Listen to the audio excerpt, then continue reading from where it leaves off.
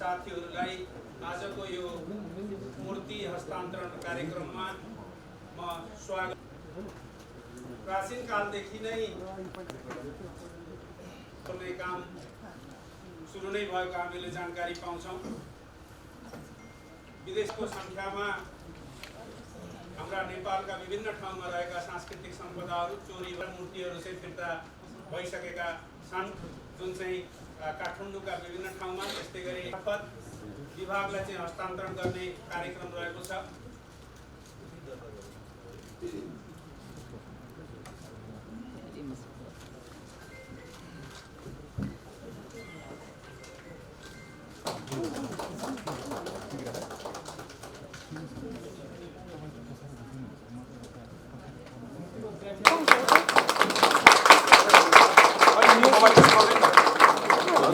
यो मूर्तिलाई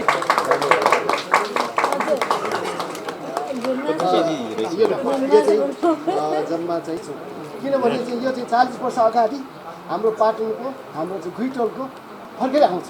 किन अलिक ढिलो मात्र हुन्छ किनभने भगवानको